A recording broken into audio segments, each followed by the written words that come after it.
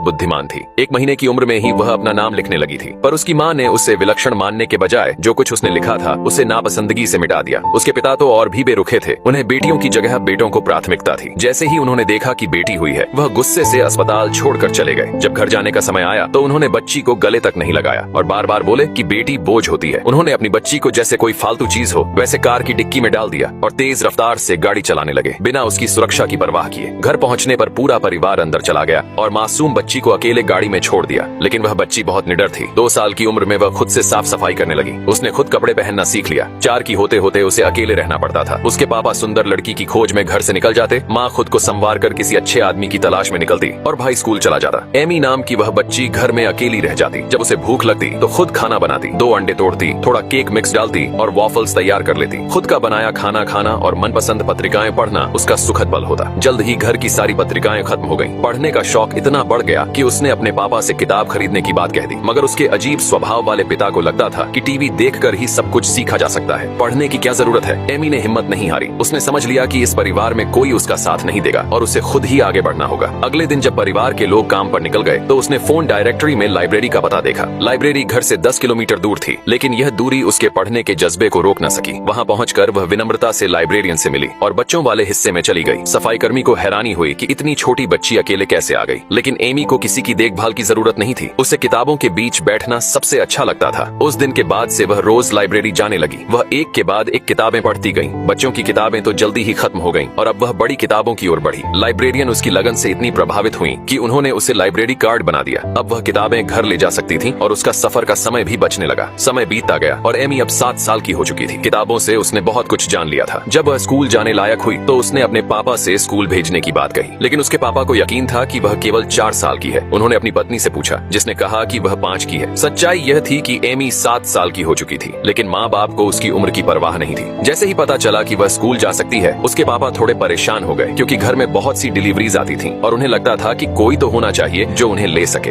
इसलिए उन्होंने उसे स्कूल नहीं भेजा और उसका सपना टूट गया। अपने कमरे में जाकर वह किताबों के सामने रोने लगी। एक दिन उसके पापा बहुत खुश होकर लौटे, क्योंकि उन्होंने ढेर सारी पुरानी गाड़ियां बेच दी थी। उन्होंने अपने बेटे से कहा कि पैसों का हिसाब लगाए, लेकिन जैसे ही वह नंबर बोला, एमी ने तुरंत सही जवाब दे दिया। उसके पापा को उस पर विश्वास नहीं हुआ और उन्होंने आरोप लगा दिया कि उसने चोरी से देखा होगा। जब एमी ने कहा कि पर्ची तो आपके ही हाथ में थी, तो उसके पापा ने उसे मार दिया। उस दिन एमी को बहुत अन्याय महसूस हुआ। उसने ठान लिया कि अब वह इसका बदला जरूर लेगी। एक बच्ची जन्म के समय रो नहीं पाई, लेकिन वह बेहद बुद्धिमान